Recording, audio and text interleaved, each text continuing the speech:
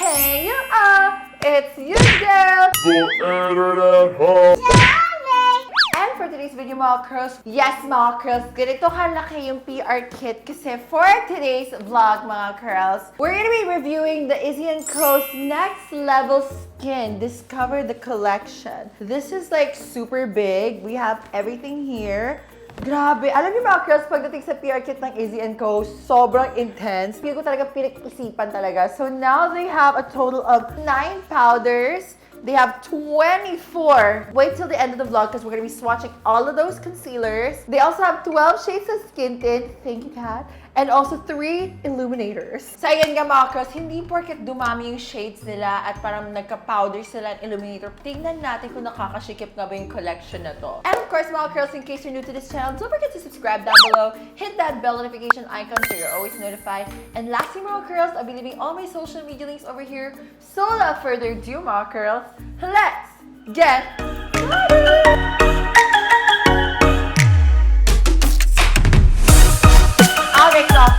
All the products in front of me here, and can I just say, sobrang nakaka-overwhelm. Actually, you know what? Papakita ko sa inyo. I have the concealer, the skin tint, the powder, and I have all the shades. Yes, you heard that right. All the shades. Kaya medyo, alam nyo, if you can see what I'm seeing right now, sobrang na-overwhelm ako. Kaya I totally understand kung bakit iba sa inyo nahihirapan kayo magpili ng shades. So don't worry, I'll be explaining everything here. And also in this vlog, mga curls, I'm gonna make it by parts. Kasi what I noticed sa mga influencers online and some makeup artists online, pag mag-explain sila, I'll admit hindi ako magaling mag-absorb ng information if it's too technical. So I'll give it to you na parang a friend na nag-explain na napakasimple. Okay? So I'm gonna break this vlog into 4 parts. First part is what is undertone and shade level and how you can find your undertone. Second is the swatches. So isa-swatch natin to lahat. I know. That's why andito si Kat. Say hi. Yan, kamay galap po. Dagdag sahod din yan. May talent fee po yan. So yan, isa-swatch natin kay Kat. And then third, of course, application. And then fourth is my final verdict. So just right off the bat naman mga curls, Issy & Co. Get the assignment. At saka hindi na ako magtataka kung in the next future, in the next coming months and years, magiging Fenty kayo ng Pinas. I don't know what to say. Like parang this is every makeup brand's dream and every brown girl or morena girl's dream to have their own shade. Imagine the shade though. It's like really dark. It's literally chocolate dark. And for sure, for 24 shades, imposible na wala akong shade dito. That's why sobrang perfect timing we're gonna make this review. So yan nga, Chapter 1, Act 1, Eras Tour. Tsaka Taylor Swift ka dyan. We'll start muna sa concealer kasi ito yung pinakamaraming shades. So we're gonna break down this into 2 factors. So we have here, number 1 is the shade level. Ayun yung fair, light, medium, tan, at saka deep. So they have 5 levels. Then they have undertones, which dito kayo medyo nalilito. Alam ko, if you're not an expert or you're a beginner, bilang ako din dati, naging beginner din ako. Medyo bobo ako, which aminado till now. I mean, what's the difference, right? Undertone is iba. Yun yung tint ng skin mo. Imagine a filter.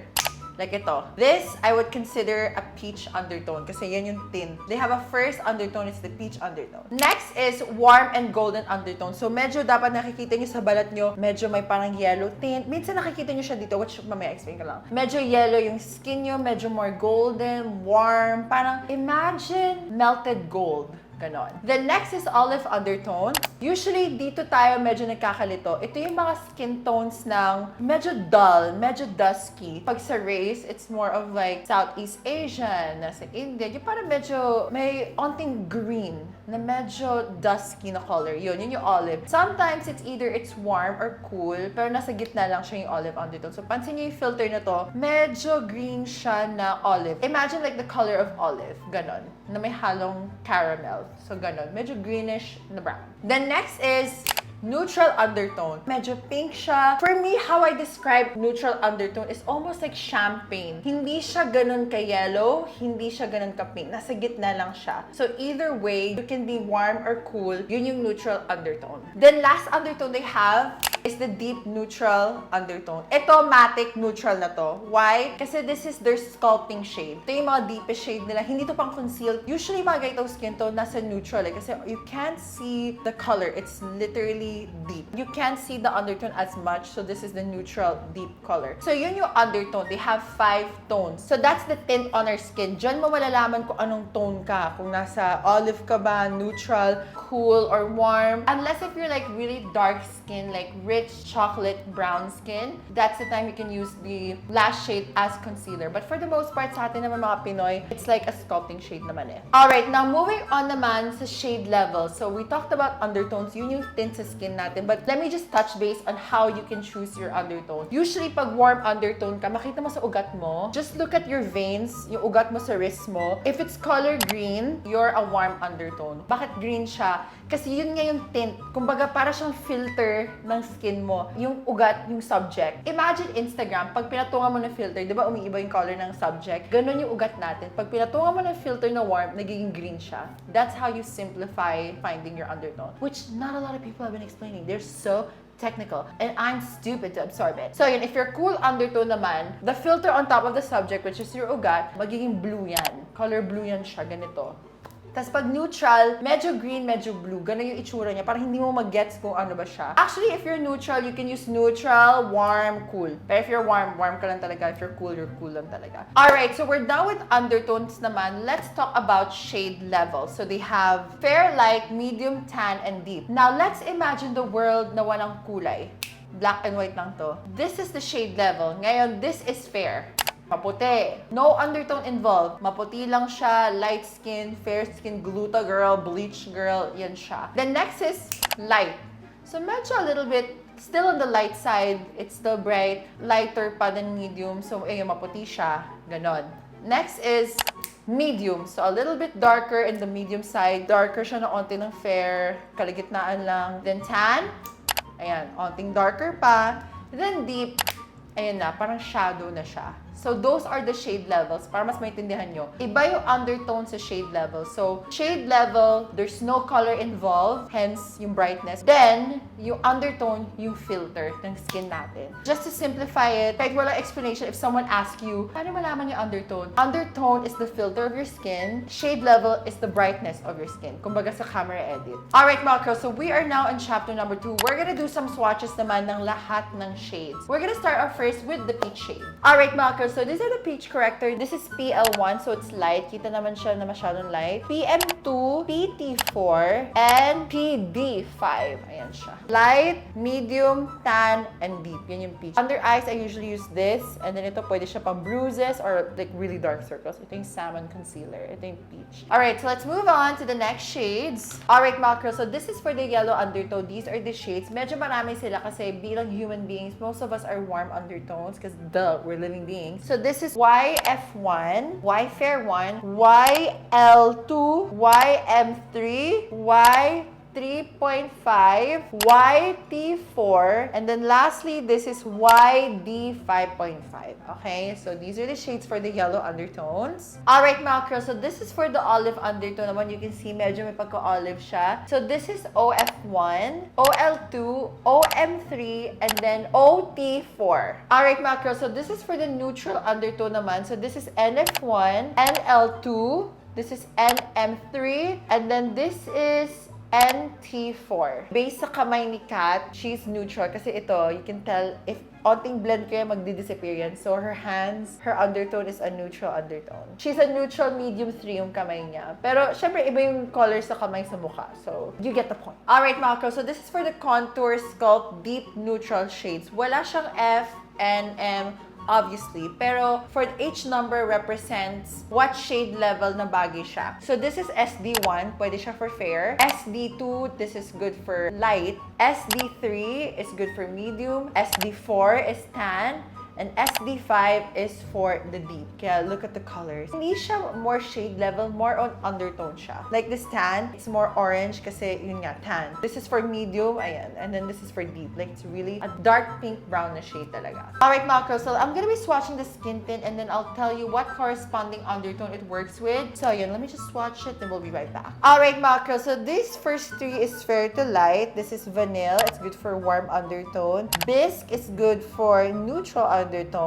Sand is for olive undertone. Then next we have is light to medium. This beach is neutral undertone. Fawn is warm undertone. Spruce is olive undertone. That's a new shade. Then the next three we have over here is for medium to tan. So we have honey over here. Honey is neutral.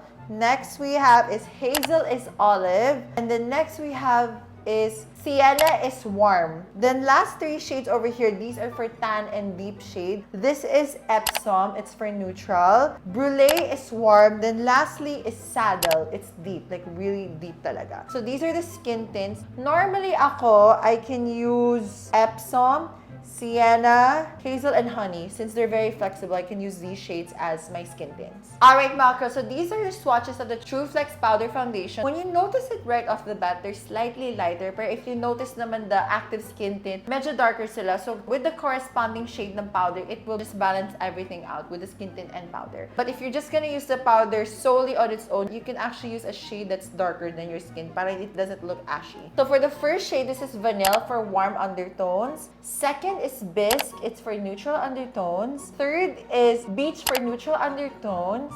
Fourth is Fawn, this is for warm undertone. Fifth is Honey, it's for neutral undertones. Normally, I use this for my under eyes. 6 is Hazel, it's for olive undertones. 7 is Sienna, it's for warm undertones. 8, this is Brulee, it's for warm undertones. And then Saddle is neutral undertones. And as you can see, mga girls, pagdating sa coverage, it does have a medium to full coverage kasi dito pa lang sa birthmark, it's able to cover it. So, yeah, just by swatching it. Meron din sila Illuminator, which is the True Flex Illuminator. They have 3 shades, so I'm gonna swatch them all for you, mga curls. This is Halo. Let me see your halo.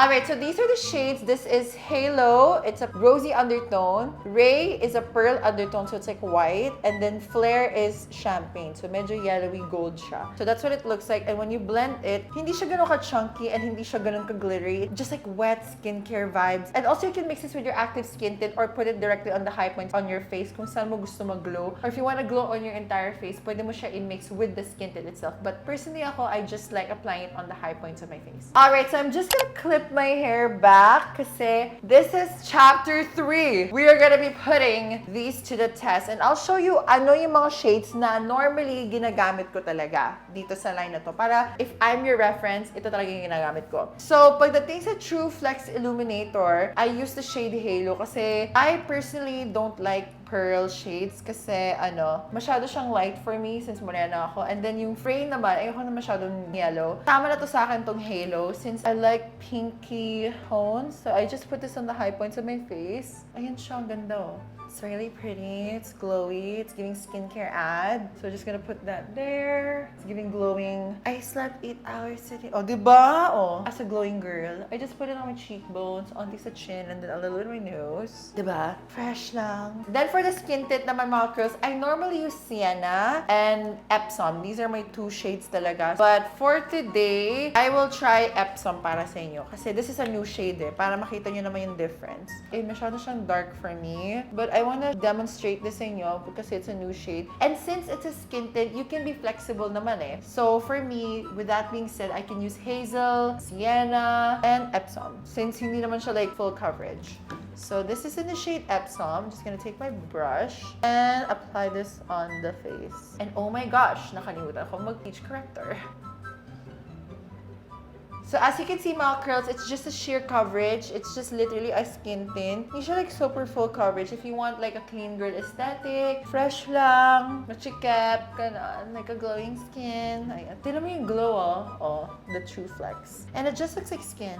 It's like skin, but better. So usually for my under eyes, when I'm color correcting my under eyes, I use PT4. Utang ina for charot. Okay, I'm just gonna use a couple of dots, only the areas where I get the most shadow. So I'm just gonna put it there and also here. Nakalimutan ko mag-color correct kanina, so unahan ko na siya yung for this side. And then I'm just gonna blend the color corrector. Look how effective yung color corrector ng Issy. Right now, pagdating sa color corrector in the market ha, I don't want to name any other brands kasi I don't want to slam other brands from this review. Issy makes the best color corrector na peach kasi this is how a color corrector is eh. Dapat wala siyang tint. Pag nilagay mo yung color corrector sa dark circles mo, dapat kusang nawawala na lang yung dark circle. Ganun lang dapat siya, girl. Or kung ano man shadow dyan, dapat nagdi-disappear yan ng nagmumukhang wala kang nilagay. Hindi dapat may nagpipeak through na orange or hindi dapat nagpipeak through na color. Dapat it will just disappear and brighten the under eye. So let me just apply skin tint on this side. Skin tint is parang sunscreen. Yeah. Imagine just like putting Paris filter on your skin. Hindi, so parang hindi mo kailangan sunscreen. Or or Pero ano, yeah, put sunscreen underneath your makeup kasi makeup sunscreen is not reliable. Parang ex natin. It's not reliable. Ang fresh, bayot. Alright, so pagdating sa under eyes naman, normally what I use is the shade YM3.5 or YM3. So for today naman mga curls, I'm gonna be using YM3 since I'm just going for a natural look. Hindi naman ako super plakado. This is YM3.5. Ayan. Apply lang natin dyan. And also dyan. And here. And then here. Alright, so I'm just gonna blend the concealer.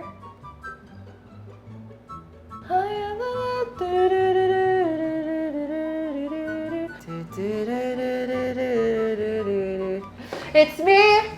Hi! I'm the problem, it's me! nasa product ba or brush yung mali kapag nag-crease yung makeup? No, nasa mukha mo na yun, girl. Nasa mukha. Kasi I think we all have natural lines, so it just, our face naturally creases. Kasi we're human. Pero if the product separates, even like just applying, parang naghihiwa-hiwalay, kasalanan yun ng product, hindi mo na kasalanan yun. Alright, then ako pagdating sa under eyes ko and how I set my face, I normally go with the shade Honey. I always set my under eyes first before I set my face. And whenever I set, I look up and then I set my under eyes para hindi siya mag-crease. Oh my god, this powder is so good. Y'all, get ready with me because oh my god, I said the brand. Alam nyo, this is one of my favorite powders din this year. Ang ganda. So I'm just gonna set my under eyes. Then I set the rest of my face. When I set my face, I use Honey. I know it's more on the lighter side, pero kumapit na siya sa skin tint, hindi naman siya ganun ka-light tignan. It's like, it gets dark actually. Oh my god, y'all. I forgot to use it. Oh my god, Issy, I'm so sorry. Alam nyo, hindi kasi ako nagka-cream contour eh. Ano lang ako eh, blush eh. What I'm gonna do, I am gonna contour my eyes. I'll use SD1. I'm just gonna use this as an eyeshadow. Like just a little dot. Kasi I forgot to use it as a contour. Okay. I'm just gonna put that there. That's whatever's left, I'll just put it on my nose. Alright, so we're almost done. This is the skin so far. I just need a blush and a lippy. Okay, then for blush, I'm gonna be using Issy & Co.'s cream blush in the shade Baby Girl. I love this. It's such a vibe. Load it up. And then I'm just gonna stamp it on my cheeks. It's still hot, but never count. Very Barbie tayo ngayon, be, ha? Aminin. So I'm just gonna be finishing the rest of my makeup and then I'll be right back for my final verdict of this line. So I'll be right back, mga curls. Alright, mga curls, so this is the finished look and also I forgot to mention yung brush. Ang ganda ng packaging kasi tinan yung brush. It's so cute. Tapos you don't put it back like that. You first open it like that. Tsaka mo siya ilalagay para hindi masira yung brush. Pero alam nyo, TBH, hindi ko masyadong ginagamit yung brush na to kasi I'm more of a makeup brush. I'll just get it and then do that. Pero okay naman siya pang ano lang, like on the go if you have no choice talaga. Pwede din siya on the go. So ayan nga, this is the finished look. So that's the shades that I normally use. Alam nyo, tamang-tama, may lakad ako today and this is what she looks like. It's giving Barbie. It's giving Taylor Swift. Charot! A feeling! So ayan, this is the finished look. I used the skin tint. This is in the shade Epsom. My powder is Honey. Tapos yung concealer ko is Y3.5. Hindi ako nakapag-contour, pero gumamit ako ng SD1 on my lids. Pang-contour lang ng lids. And this is it. Pak! Alright, mga girls. So here's my final conclusion. Alam nyo, pagdating sa concealer ng Issy & Co., even last year up until this year, Issy & Co. is still the concealer that I use, to be honest. Like, I'm even trying other brands, yung mga international brands. Wala talaga eh. Like, Issy & Co. pa rin. And then the fact that they added more shades, sobrang, what an improvement talaga. It's already good, but they made it even better. Plus yung skin tint, they improved the packaging. Di ba dati medyo hassle yung packaging kasi medyo mahirap ilabas. Then they changed it into this packaging. On top of that, they added more shades. And then the powder, this is such a good revelation kasi ayoko sabihin yung brand. I normally use that brand's pressed powder. Pero since this came along, like, oh my god. Pagdating sa texture neto, it's a medium to full coverage pero sobrang buildable niya. Pero it's not too thick. You know what I mean? Parang it's very forgiving to the point na even if you're a beginner or if you're first time using makeup, this is super nice for you. If you're on the go, especially the brush, ang ganda. I really understand kung bakit brush yung nilagay nila hindi puff. Kasi, like I've said, since it's buildable, depending on your mood, if you just want to touch up your makeup, remove the shine, it will work that way. Hindi siya katulad ng iba pag puff. Pag patong ka ng patong ulit ng powder, nagiging cakey siya kasi papatong-patong na siya ng coverage. Ito hindi. Since it's finely milled and since you need to touch up, naturally your makeup natatanggal siya eh. So even if you just want to remove the shine in your face, this adds coverage but just enough to not make it look cakey kasi hindi nga siya patong ng patong. And when it comes to the True Flex Illuminator, what I like about it is right now hindi ako naka-highlight. It still captures the light kahit nag-set ako ng powder pero in a way na mukha siyang nasa ilalim ng skin. Hindi siya mukhang nakapatong nor hindi siya mukhang makeup, which I like. It doesn't feel oily unlike yung mga ibang ganitong Illuminator. Parang oil-based na parang sinisira niya yung foundation. Ito hindi. It just looks healthy and aminin natin, ang blooming ko today. Like, it's giving, wait, ano ba? You can see my cheekbones and a little bit of my nose kasi naglagay ako only dyan. Illuminating in the right places. Pero ako personally, gagamitin ko lang dito is halo. Hindi ko masyadong gagamitin itong shades ito kasi it's too much. I prefer halo talaga. Alright mga girls, so that concludes this review and the full line ng Issy & Co's Next Level Skin. Sobrang intense mag-review nito. Actually, nakaka-overwhelm but I hope nakatulong ako sa inyo to narrow down which is your shade and what is the difference of undertone, shade level, para you can easily get your shade dito sa line na to. And of course, mga curls, I hope you found this video interesting and helpful. Don't forget to like, comment, and subscribe down below. And of course, mga curls, very important is to stay with she kept. My mother. How's the care? Bye, guys!